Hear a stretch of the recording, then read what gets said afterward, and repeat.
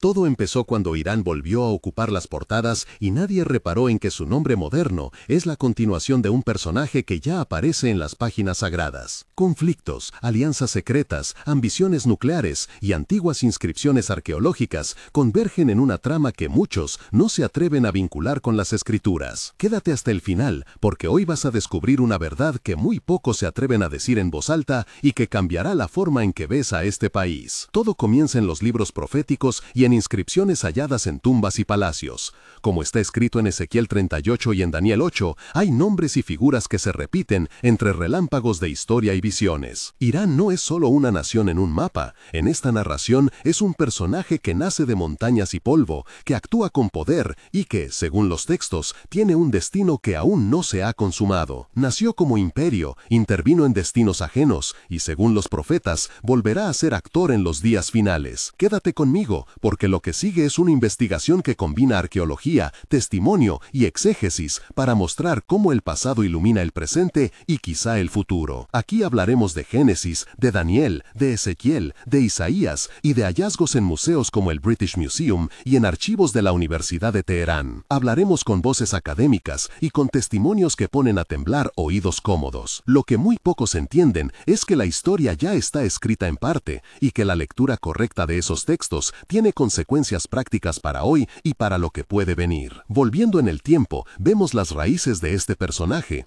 En los primeros registros aparece bajo nombres como Persia y Elam, territorios que forjaron una genealogía que se entrelaza con los pueblos del cercano oriente. En Génesis se describen naciones y linajes de los que brotaron reinos que siglos después dominarían rutas, ciudades y templos. El mapa geográfico cambia con el paso de los siglos, pero el eje permanece. Montañas al este, mesetas donde sopla un viento seco que huele a metal y a incienso, caravanas que cruzan desiertos y puertos que guardan mercaderías de sedas y perfumes. Arqueólogos han encontrado inscripciones que confirman nombres y decretos, y en la biblioteca del Museo British se guardan tabletas que remiten a reyes que, sin saberlo, fueron piezas de un diseño mayor. Los geógrafos de la antigüedad describieron llanunas donde pastaban caballos que luego se convertirían en ejércitos, y cronistas de la corte anotaron pactos y retribuciones. En ese contexto surge un imperio que, aunque pagano en su liturgia, fue usado para cumplir fines que, según la Biblia, pertenecían a la economía de Dios. La genealogía importa porque establece alianzas y enemistades, desde Ciro que liberó cautivos hasta dinastías que se enfrentaron a Babilonia y a Asiria. Las montañas tienen memoria y las ruinas voces que vuelven cuando se excava con paciencia. La primera intervención divina o período de influencia se manifestó cuando reyes paganos tomaron decisiones que alteraron el destino de pueblos enteros. Un rey que no profesaba la fe de Israel fue sin embargo llamado por las Escrituras instrumento para la restauración. En el libro de Esdras y en las cartas que acompañan la reconstrucción del templo, se lee la autoridad de un rey extranjero que emitió decretos, ordenó retornos y financió obras. Ese acto político tuvo olor a madera recién cortada y a mortero húmedo, sonidos de martillos y voces en hebreo y arameo mezcladas en plazas polvorientas. Personajes como Ciro y Darío aparecen en textos bíblicos como ejecutores de una voluntad más grande. Los relatos de historiadores como Heródoto y las evidencias arqueológicas coinciden en detalles que confirman la magnitud del impacto. En ese escenario emergen figuras menores que testimoniaron la escena. Escribas como Belsasar, oficiales como Asaf, sacerdotes como Eliam. La intervención no fue solo militar ni administrativa, fue decisiva en la restauración del culto y en la reconfiguración del templo, y dejó cicatrices sensoriales que los cronicones recogieron. Incienso en altares, ladrillos todavía tibios, agua removida en cisternas antiguas. Las visiones y profecías relevantes aparecen en los libros de Daniel y de Ezequiel con imágenes que sobresaltan. En Daniel 8 aparece una figura que representa reinos que se alzan como carneros y cabras y que chocan con astas que simbolizan potencias. En Ezequiel 38 se nombra a Persia entre las naciones convocadas a una batalla escatológica, un listado que también incluye a Gomer y a Togarma. Las visiones son vívidas, un valle que se abre como una garganta que recibe ejércitos, caballos que relinchan en la oscuridad, estandartes que ondean con olor a aceite quemado, y voces proféticas que llaman a juicio. Los profetas describieron montes que se estremecen y ciudades que retumban con el sonido de carros.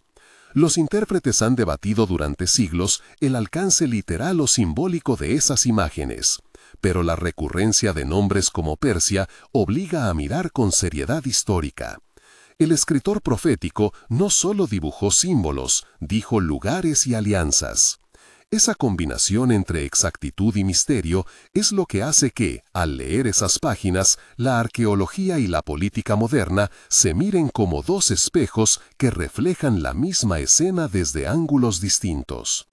Un cumplimiento histórico claro se ve en varios episodios donde las profecías parecen haber encontrado su correlato. La caída de un imperio ante otro, el retorno de un pueblo a su tierra y decretos que parecían imposibles son ejemplos palpables.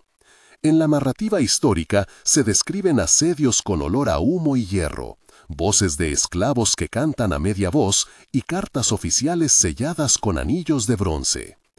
En una escena que reconstruimos con testimonios y fuentes arqueológicas, un gobernador discute si liberar o no a un grupo de exiliados. Las voces del consejo suenan ásperas en la sala fría del palacio. En las crónicas se lee diálogo entre gobernantes y consejeros que muestran cómo la política moldó el cumplimiento profético.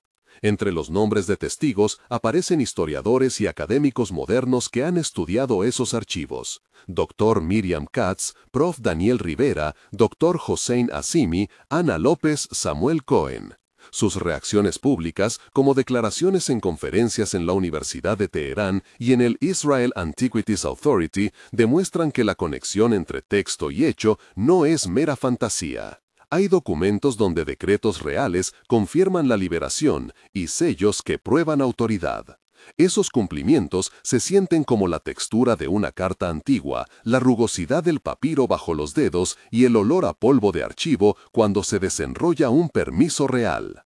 En el Palacio Antiguo se desarrolla una escena con diálogo extendido que revela tensiones internas y decisiones que cambiaron destinos. Rey Ciro habló primero. ¿Qué ganamos si permitimos que vuelvan a su tierra? Consejero Zacalías respondió, ganaríamos aliados y paz en nuestras fronteras. General Arash dijo, yo temo que abrir las puertas debilite el control. Sacerdote Eliam replicó, el templo necesita manos para levantar sus muros y la paz religiosa fortalecerá la región. Rey Ciro preguntó de nuevo, ¿y la opinión del pueblo? Consejero Zacarías murmuró, el pueblo teme el cambio pero valora el comercio. General Arash insistió, las plazas se llenarán de voces distintas y las lealtades se fragmentarán. Sacerdote Eliam añadió, Dios usa soberanos, no es tarea de un hombre entender todo. Rey Ciro se inclinó y concluyó, entonces firmaremos el decreto, que la historia respalde esta decisión. Arash replicó con voz baja, que la historia nos juzgue con misericordia. Estas líneas son ricas en textura sensorial, el clamor de anillos contra la mesa, el aroma a cera de vela, la frialdad del mármol bajo las manos, el eco de pasos que resuena por corredores con tapices polvorientos. La escena muestra el carácter dividido de un imperio que, aunque pagano, fue usado para algo más grande. En el interludio personal presentamos el caso de una protagonista que humaniza la narrativa. Sara Azimi nació a la sombra de montañas, con la voz de los abuelos contándole historias de caravanas y ruinas. De niña, Sara recogía fragmentos de cerámica con los dedos manchados de barro y soñaba con cartas y sellos. En su formación estudiantil en la Universidad de Teherán, aprendió a leer tablillas, a reconocer sellos y a traducir dialectos muertos. Su pérdida llegó al morir su padre en un terremoto que dejó polvo, olor a humo y un silencio que pesó como piedra. Ese dolor la transformó, la condujo a buscar en las ruinas que la familia ya no podía dar. En su presente, Sara trabaja con equipos mixtos de arqueólogos, conversa con colegas como Leila Rashidi y Rafael Morales y recorre capas de ciudad enterrada donde la luz parece atravesar siglos. Su backstory recorre infancia, formación académica, pérdida personal y presente profesional.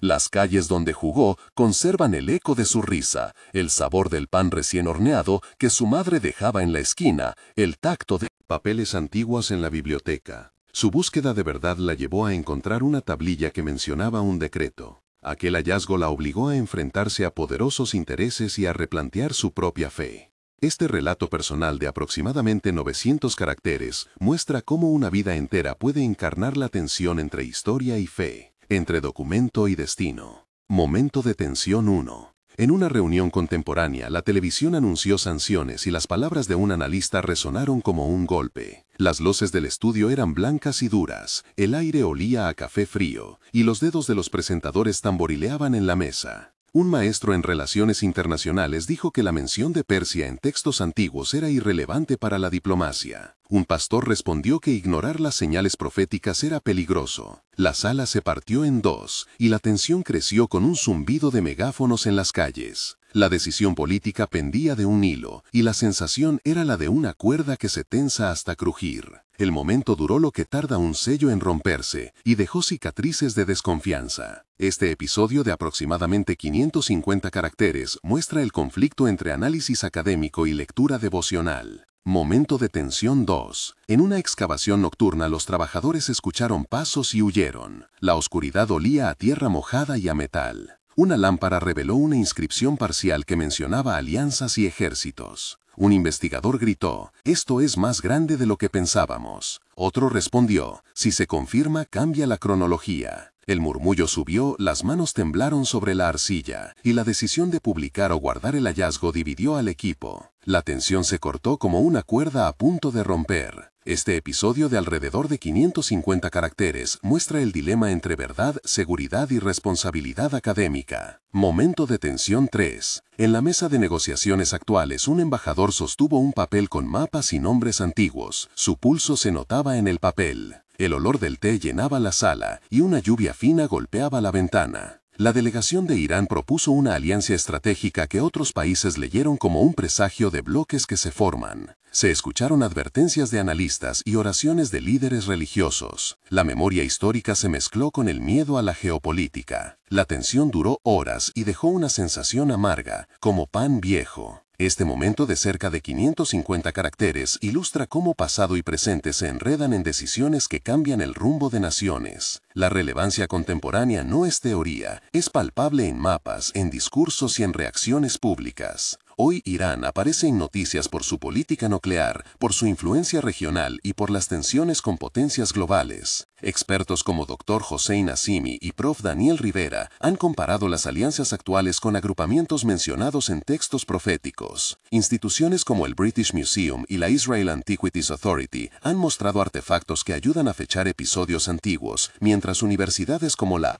Universidad de Teherán publican estudios que matizan lecturas apocalípticas. Periodistas como Ana López y comentaristas comunitarios como Pastor Jorge Hernández y Samuel Cohen han reaccionado en columnas y foros, generando un coro de voces que discute si se trata de un cumplimiento literal, simbólico o de metáforas políticas. La conexión entre nombres antiguos y actores modernos obliga a revisar políticas y etiquetas. Lo que algunos llaman coincidencia, otros lo ven como advertencia. Lo que para unos es solo historia, para otros es preludio.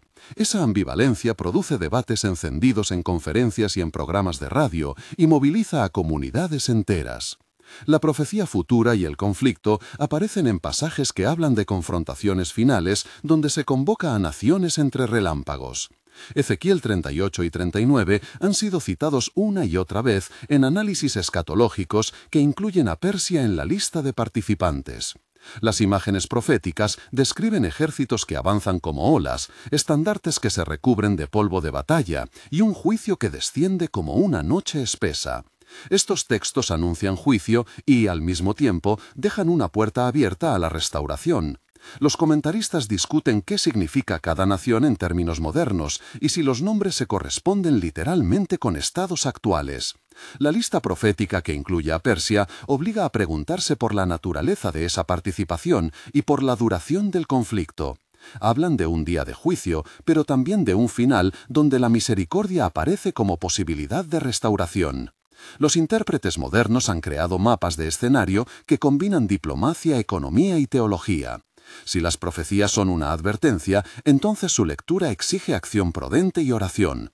Si son metáforas, entonces exigen cautela intelectual. En ambos casos la conclusión es la misma. La historia y la profecía no deben leerse de forma separada si se pretende entender el presente. Ahora, antes de concluir, quiero invitarte a participar. Si lo que has oído hasta aquí te hizo replantear lo que sabías sobre Irán y su papel en la historia sagrada, no estás solo. Escribe en los comentarios si crees que la mención de Persia en los profetas es coincidencia o cumplimiento. Escribe la palabra cumplimiento o coincidencia y agrega una frase que explique por qué. Por ejemplo, cumplimiento porque los nombres coinciden con patrones geopolíticos actuales, o coincidencia porque los textos son simbólicos. Tu comentario ayuda a construir comunidad y a orientar nuestras próximas investigaciones. Cada aporte será leído y considerado por el equipo de investigación y por especialistas invitados como doctora Miriam Katz y Leila Rashidi. Comparte también este video con alguien que discuta la relación entre historia y profecía, porque esas conversaciones ayudan a esclarecer dudas y a abrir nuevos caminos de estudio. Ahora volvamos a la ruta final de esta narración. En la conclusión somos llamados a recapitular y a decidir. Desde el inicio hasta aquí hemos visto un hilo que une montañas antiguas con salas de gobierno modernas. Una nación que nació entre llanuras fue instrumento de liberación y objeto de rechazo. De juicio en distintas épocas. Las visiones de los profetas, los decretos de reyes y las decisiones de individuos se entrelazaron para formar un patrón que hoy vuelve a llamar la atención. El juicio aparece en los textos, pero la restauración está siempre presente como una puerta entreabierta. La lección central es que la historia no es una cadena inmutable de condena, es una narrativa que invita a la responsabilidad. Si este video abrió preguntas o cambió tu perspectiva, comparte tu opinión y suscríbete para que podamos continuar investigando y trayendo expertos que profundicen en estos temas. En el primer mes, seguiremos publicando análisis de documentos y entrevistas con arqueólogos. En 3 meses, presentaremos un dossier con transcripciones y fuentes primarias que respaldan las conexiones que aquí presentamos.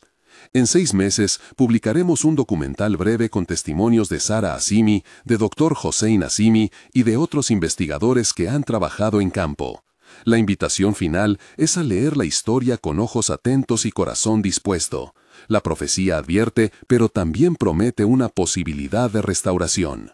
Si buscas más descubrimientos que unan el pasado con el presente, suscríbete y acompáñanos. La historia está escrita con hilos de juicio y esperanza. La pregunta que queda en el aire para ti es simple. ¿Cómo leerás tú el próximo capítulo?